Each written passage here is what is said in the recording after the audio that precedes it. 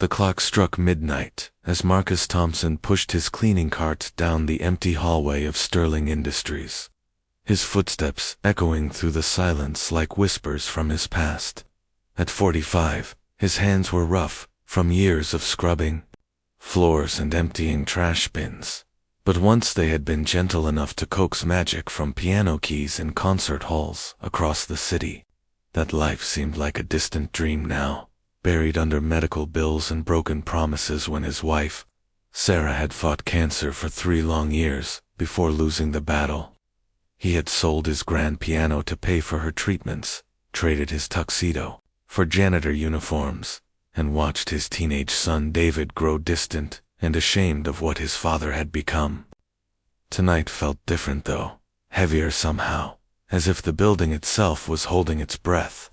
The executive floor was usually his last stop, a place where important people made important decisions while he remained invisible. Just another shadow cleaning up their messes.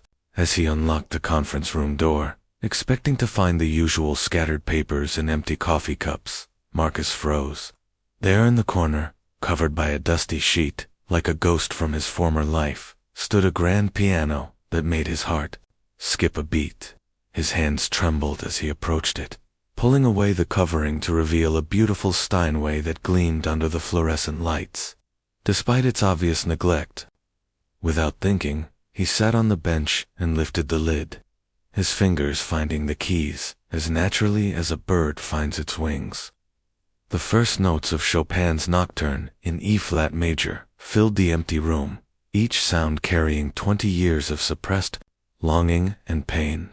Marcus closed his eyes and let the music flow through him like water through a broken dam, his soul pouring out everything he had kept locked away since the day he hung up his concert clothes for the last time.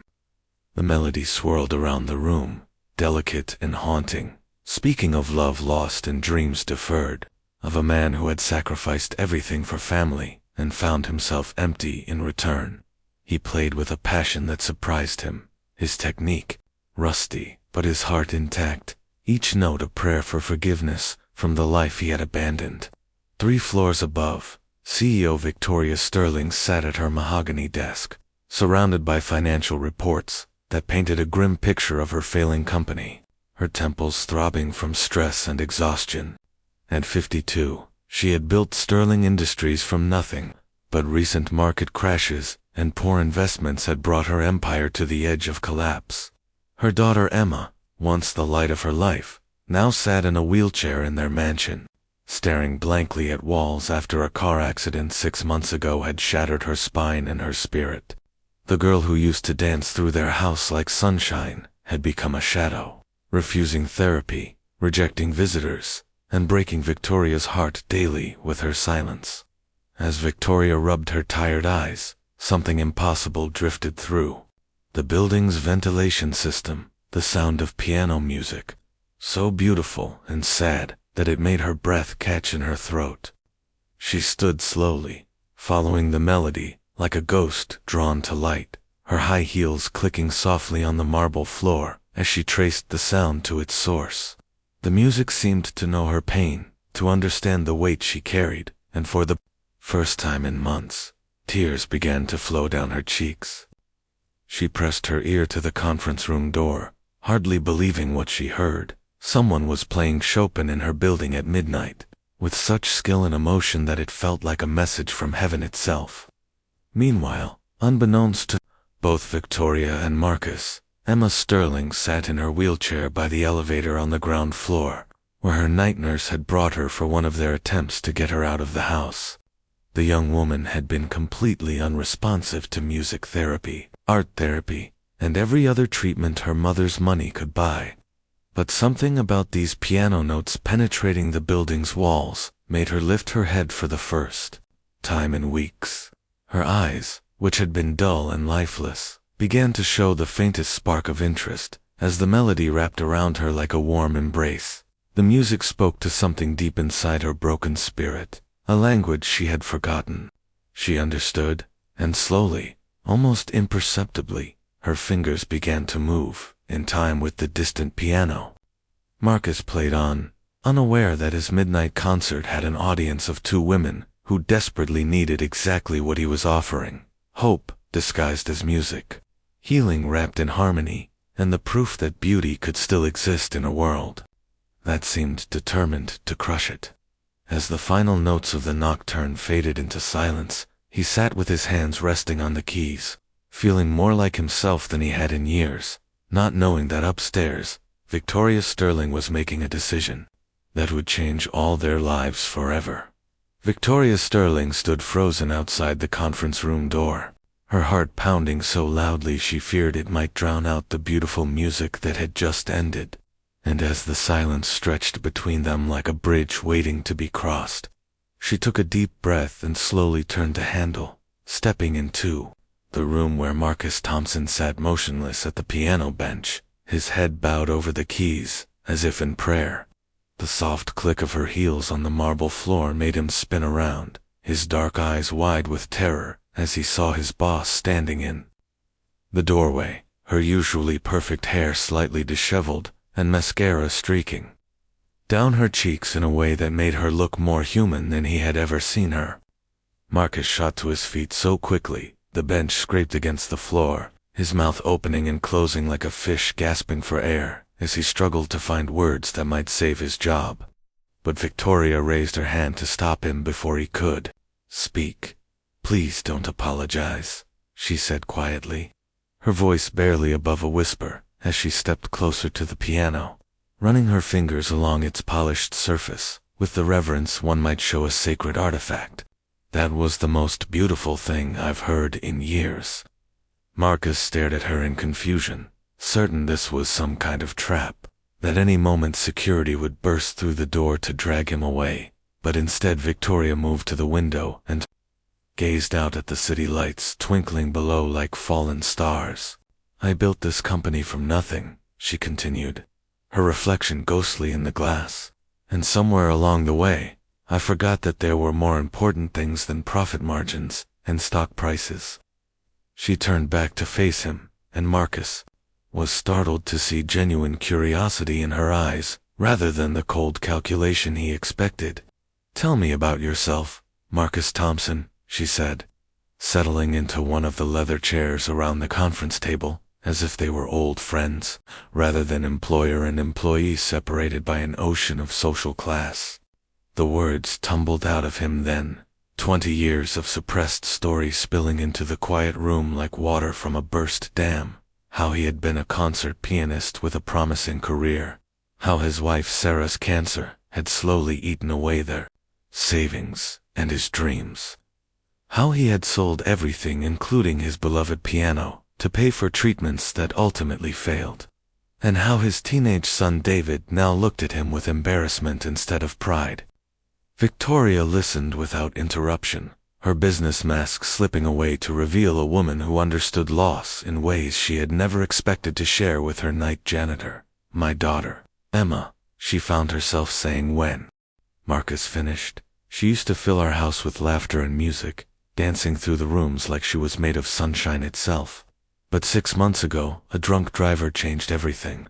The pain in her voice was raw and unguarded as she described the accident, the surgeries, the wheelchair, and worst of all, the way Emma had retreated so far into herself that sometimes Victoria wondered if her daughter was gone forever. Neither of them noticed the elevator doors opening quietly in the hallway, or heard the soft whir of wheelchair wheels on carpet as Emma Sterling approached the conference room, drawn by voices that seemed to carry more emotion than she had heard in months. The young woman who had been nothing but silence and stares since her accident found herself leaning forward in her chair, straining to hear every word as her mother opened her heart to a stranger in ways she had never done with her own daughter.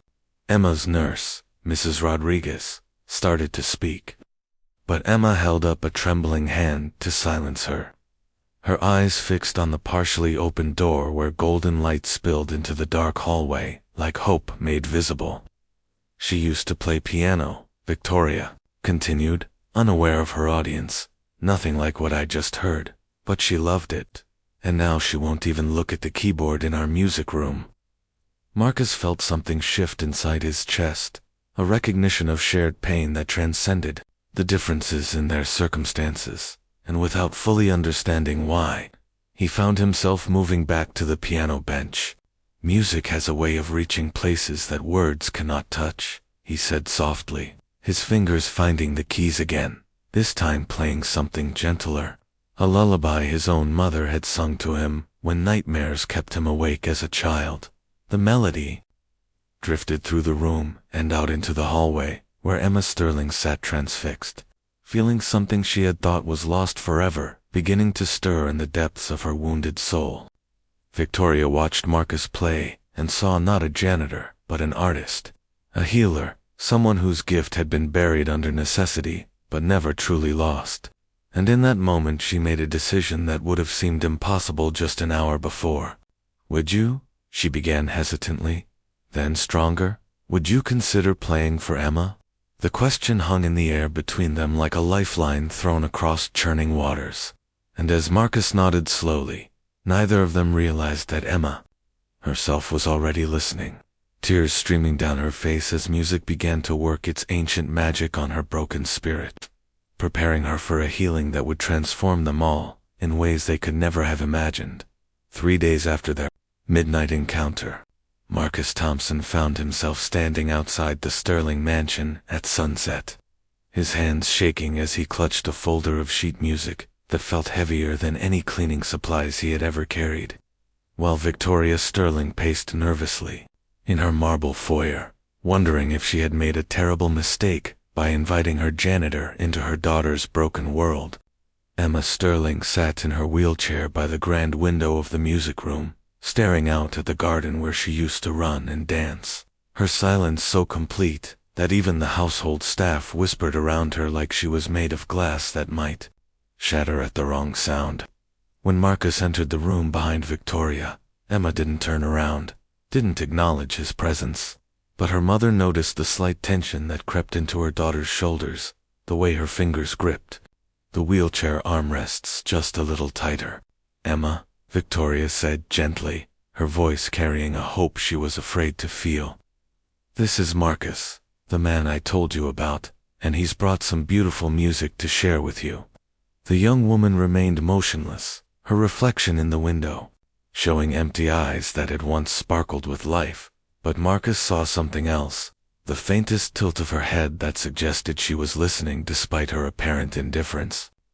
He moved slowly to the baby grand piano that dominated the room, its glossy black surface reflecting the dying sunlight like a dark mirror, and sat down without saying a word, understanding instinctively that Emma needed actions, not promises. The first notes he played were soft and questioning, a simple melody that seemed to ask permission rather than demand attention. And gradually the music grew more complex, weaving stories without words about loss and hope, about falling and rising, about the courage it takes to trust again. Victoria watched her daughter's face in the window's reflection and saw the moment when Emma's defenses began to crack, when her eyes lost their vacant stare and focused on something beyond the glass, beyond the walls she had built around her heart. Week after week, Marcus returned to the Sterling mansion, always at sunset when the light was golden and forgiving. And slowly, imperceptibly, Emma began to respond to his musical conversations. On his 7th visit, she turned her wheelchair around to face the piano while he played, though she still didn't speak, and Victoria had to grip the doorframe to keep from crying out with joy. On his 10th visit, Emma asked her first question in months, "What is that piece called?" Her voice rusty from disuse, but clear as mountain water. Marcus smiled and told her it was Debussy's Clair de Lune, and when she asked what the title meant, he explained that it meant moonlight. And for the first time since her accident, Emma smiled, just barely, but enough to make her mother's heart soar. As the weeks turned into a month, their sessions became conversations, conducted in major and minor keys, with Marcus playing questions and Emma responding with tiny gestures, nods, even occasional words that fell into the spaces between melodies like precious stones. He began teaching her simple exercises for her right hand, which had retained most of its function, showing her how to find melody, even with limited movement. And Emma discovered that music could flow around her limitations, like water around stones, finding new paths she had never imagined. Victoria found herself lingering in hallways and doorways, watching this miracle unfold note by note, seeing her daughter emerge from her cocoon of despair like a butterfly testing its wings. The breakthrough came on a rainy Thursday evening, when Marcus was playing a piece by Bach, his fingers dancing across the keys with practiced ease. And suddenly, Emma's right hand reached out and joined his melody on the upper register, her touch, hesitant but sure, creating a duet that filled the room with unexpected harmony. Both Marcus and Victoria froze, afraid to breathe, afraid to break the spell. As Emma played with tears streaming down her face, her music speaking everything she couldn't say about pain and healing, about the long journey from darkness back toward light. "I thought I would never feel anything beautiful again," Emma whispered when the music faded, her words barely audible, but carrying the weight of months of silence. And Marcus reached out to gently touch her hand, understanding that she had given him a gift beyond measure, her trust. Victoria stepped into the room then, no longer hiding in doorways, and for the first time since the accident, the three of them sat together in the music room as equals, bound by melodies that had bridged the gaps between their separate sorrows. As Emma began to play a simple scale with her right hand, her face lit by a determination that reminded Marcus of his own younger self when he had first discovered the magic of making music.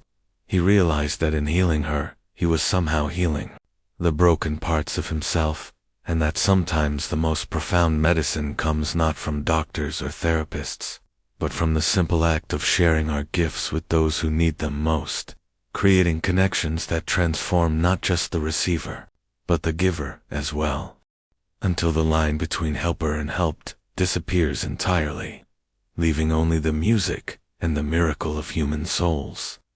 Finding their way back to hope, the storm began brewing on a cold Tuesday morning when Victoria's board of directors gathered in the mahogany-paneled conference room, their faces grim with disapproval as board chairman Harold Blackwood slammed a folder of photographs onto the polished table. Images that showed Marcus Thompson entering and leaving the Sterling mansion, sitting at the piano with Emma, and even sharing what appeared to be friendly conversation on the garden terrace. "This is completely unacceptable, Victoria," Blackwood declared, his voice sharp with authority. "Allowing a janitor, a common laborer, to have unlimited access to your home and your vulnerable daughter is not only inappropriate, but potentially dangerous, and the shareholders are beginning to question your judgment on all matters." Victoria felt her stomach drop as she saw the other board members nodding in agreement, their eyes cold with the kind of class prejudice she had once shared before Marcus's music had opened her heart to different possibilities. "You don't understand," she began, trying to keep her voice steady. "Emma has made more progress in the past month than she has in the previous 6. And Marcus is a trained musician, not just a janitor." But Blackwood cut her off with a dismissive wave of his hand, explaining that private investigators had indeed confirmed Marcus's past as a pianist, but also revealed his current financial troubles, his son's recent arrest for petty theft, and what they called a pattern of desperation that makes him a risk to wealthy families like yours. The meeting grew more heated as other board members voiced their concerns about Victoria's recent distraction from company business, her emotional decision-making, and what they saw as her dangerous blurring of social boundaries that could lead to lawsuits, blackmail, or worse. Meanwhile, 3 miles away in the Sterling mansion, Emma sat at the piano practicing scales when she heard raised voices echoing from her mother's home office, where Victoria was having a heated phone call with someone about ending this inappropriate relationship immediately. Emma's heart began racing as she caught fragments of the conversation, words like janitor, unseemly, and my daughter's reputation, and she realized with growing horror that the board was trying to force her mother to cut ties with Marcus. Her hands trembled as she wheeled herself closer to the office door, listening as Victoria's voice grew more strained and defensive, clearly fighting a battle she was afraid of losing. "Mother," Emma called out, her voice stronger than it had been in months, and when Victoria emerged from the office with tears in her eyes and defeat written across her face, Emma felt something fierce and protective rise up inside her chest. Like fire. "They want you to fire Marcus, don't they?" Emma asked, and when Victoria nodded miserably, Emma's jaw set with a determination that reminded her mother of the girl she used to be before the accident broke her spirit. "Well, I won't let them," Emma declared, and for the first time in months, Victoria saw her daughter as a fighter again, rather than a victim. That evening, when Marcus arrived for their usual session, he found both women waiting for him in the music room, their faces serious but resolute, and Emma wasted no time in explaining the situation, her words tumbling out in a rush of anger and fear about losing the one person who had helped her find herself again. Marcus listened quietly, his heart breaking as he realized that his presence in their lives was causing more harm than good, and he stood to leave, saying he would resign to protect them from further trouble. But Emma's voice stopped him cold when she said, "If you leave, I'll never play piano again, and I'll make sure everyone knows that the Sterling family destroys the people who try to help them." The threat hung in the air like a challenge, and Victoria saw in her daughter's eyes the same steel that had built their business empire, the same refusal to back down that had made their family name powerful. "There might be another way," Victoria said slowly, an idea forming in her mind that was either brilliant or completely insane.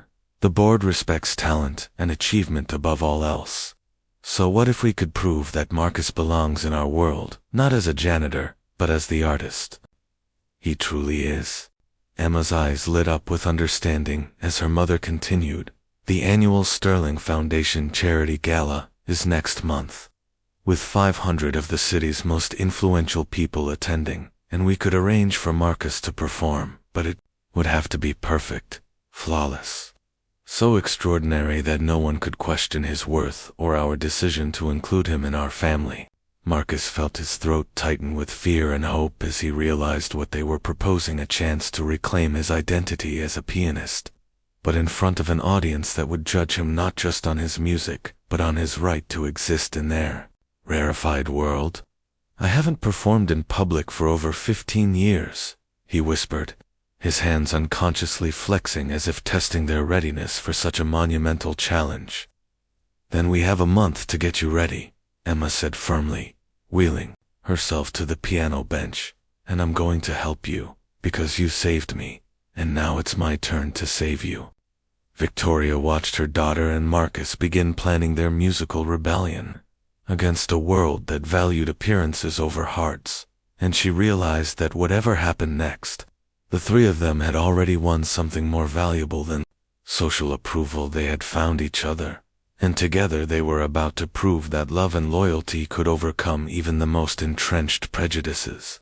One note at a time, the night of the Sterling Foundation Charity Gala arrived with all the grandeur and tension of a royal coronation, as 500 of the city's most powerful people filled the marble ballroom of the Grand Metropolitan Hotel, their designer gowns and tailored tuxedos, creating a sea of wealth and influence that seemed to mock Marcus Thompson as he stood backstage. In his borrowed formal wear, his hands trembling so violently he could barely tie his bow tie, Emma Sterling sat in her wheelchair near the stage entrance, wearing a stunning silver dress that made her look like moonlight itself, and when she saw Marcus struggling with his nerves, she reached out and took his shaking hands in her steady ones, whispering with fierce conviction, "You are not a janitor tonight. You are not an employee. You are a master musician, about to remind the world of who you really are." Victoria paced nearby in her emerald evening gown, her own anxiety barely contained as she watched board chairman Harold Blackwood work the crowd, his smugly confident expression suggesting he believed this performance would be Marcus's downfall, rather than his triumph, while prominent society members whispered among themselves about the unusual entertainment they had been promised. The moment of truth arrived when Victoria stepped onto the stage. the crowd falling silent as she gripped the microphone with white knuckles and began speaking about the power of music to heal and transform lives, her voice growing stronger as she told the story of her daughter's recovery without mentioning names, building suspense about the mysterious pianist who would perform Chopin's Ballade No. 1 in G minor, one of the most technically demanding pieces in the classical repertoire. Marcus walked onto the stage to scattered applause and curious murmurs, and as he sat at the gleaming concert grand piano, he caught sight of his son David in the audience. The teenager's face a mixture of pride and terror as he watched his father prepare to reclaim the life he had sacrificed years ago. The first notes of the ballade rang out clear and strong, Marcus's fingers finding their confidence as the familiar music flowed through him like electricity, and within moments the entire ballroom was transformed from a social gathering into a cathedral of sound, where every breath was held in anticipation. The piece began deceptively simple, almost conversational, but Marcus knew that hidden within its beautiful melodies were technical challenges that had humbled even the greatest pianists, passages that required not just skill, but soul, and as he played, he felt 20 years of suppressed artistry pouring out through his fingertips like water bursting through a dam. The audience leaned forward unconsciously as the music grew more complex, the gentle themes evolving into passionate declarations that seemed to tell the story of every dreamer who had ever been told they didn't belong, every artist who had been forced to choose between survival and their calling, and every human being who had discovered that true worth cannot be measured by job titles or bank accounts. Halfway through the piece, during a particularly delicate passage that required absolute precision, Marcus's eyes found Emma's in the audience, and he saw her lips moving silently, counting the beats with him, supporting him across the distance, with the same faith he had shown her during her darkest moments.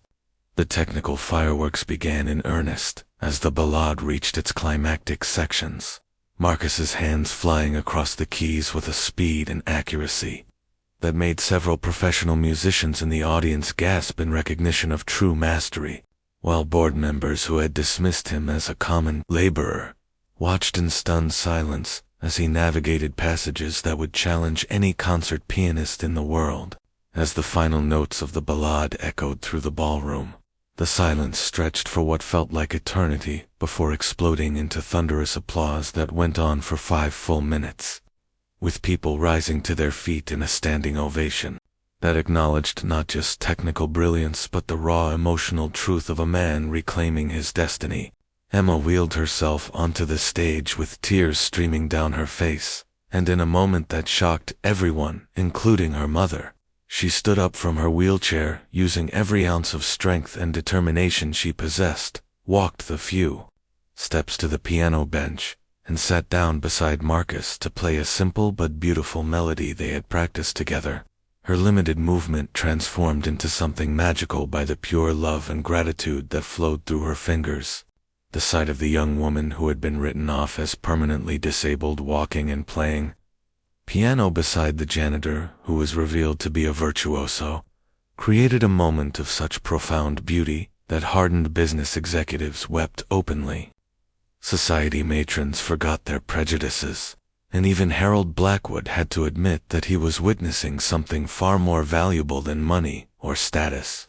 Victoria joined them on stage, wrapping her arms around both Marcus and Emma as she announced that she was creating a new position at Sterling Industries, Director of Arts and Healing, with a salary that would allow Marcus to bring music therapy to hospitals, schools, and anywhere else healing was needed, while also ensuring that he would never again have to choose between his art and his family's security.